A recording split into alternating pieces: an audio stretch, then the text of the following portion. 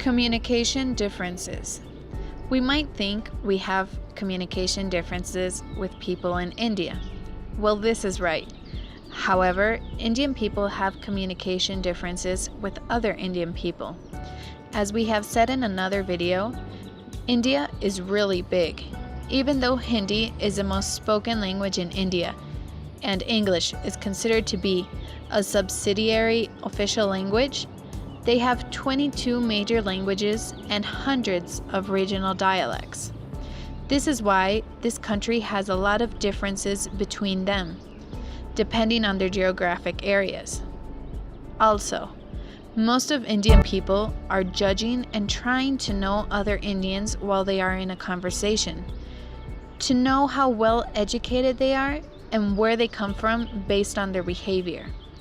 These differences could lead to misunderstandings, and these judgments could be an aggression, because Indian people are usually judging other Indians, but they don't like being judged themselves.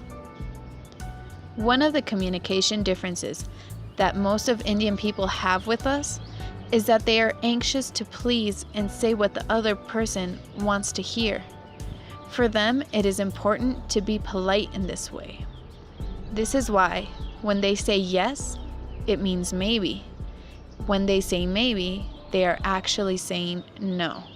And when someone says no, he or she is probably not Indian.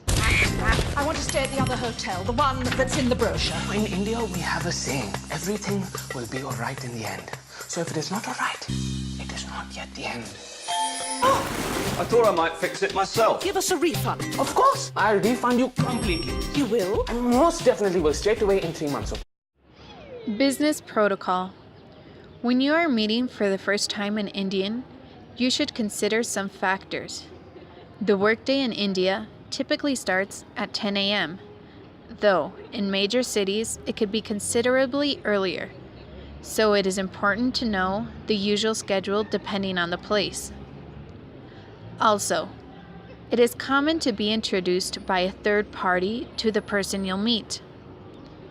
If you are meeting with a group of people, you are expected to greet each person individually, rather than addressing them as a group. In the structure of the Indian society, the hierarchy is really important. This is why you should greet first the oldest or most senior person in the room, followed by the next most senior, and so on.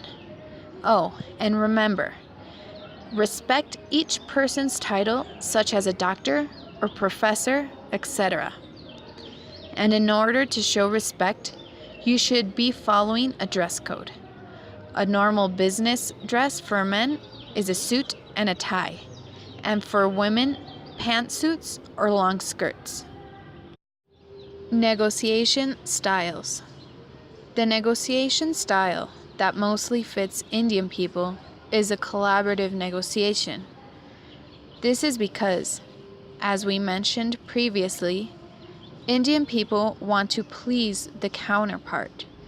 In that way, having a cooperative attitude.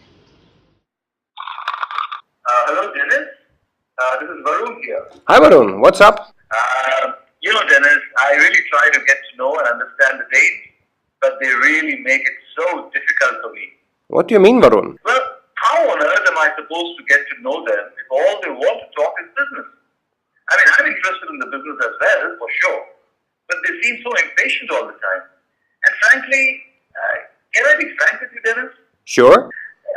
They seem a little cold. I mean, when we have a meeting, whether it is online or in person, first thing is that they open their laptop, find their presentation, and start to talk business. I mean, what's wrong with a little chit-chat and some coffee or tea before you start? I mean, can I be frank with you, Dennis? Yeah, sure, Varun. They seem like they don't care much about you. Is that true? Well, I think you might just have different expectations about how much personal information to share and how much you need to know each other before you can do business. One way to distinguish cultures is what we could call the coconut culture and the peach culture. The peach culture is easily permeable. People will show personal interest, they will invite and seem very curious to make contact and build relations. But as you can see, there is an inner core. They might socialize more with business partners, but they will not necessarily be intimate about their personal life or think of you as a close friend. The coconut culture is different. It's not very easy to crack it open, because inside the coconut they don't see relations as so important in business life. But once you get into the coconut society, they can suddenly be surprisingly open. As you can probably guess, Indian cultures are usually peach cultures and Nordic cultures are usually coconuts.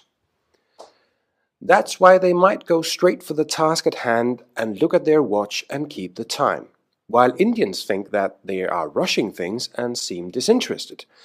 But Danish businessmen just want to be professional, and that means they don't mix business with socializing. Indians generally do the opposite. So Danes, take your time to land. Spend a couple of minutes on chit-chat. Let your watch turn a little slower and have that extra cup of coffee. Ask some personal questions and show interest. Remember how many kids your Indian colleagues have, although I admit it might be hard to remember their names. And don't look like you are in a hurry to get out of the place again. And Indians, have patience and don't see it as a sign of disinterest. In Denmark, times and schedules are saint, and they are always afraid of wasting people's time, because they work shorter hours and need to be efficient while they are there. They don't feel the need to know you so well, but that doesn't mean they shouldn't make an effort. Was that all right, Varun? Yes, that was perfect. Thank you so much.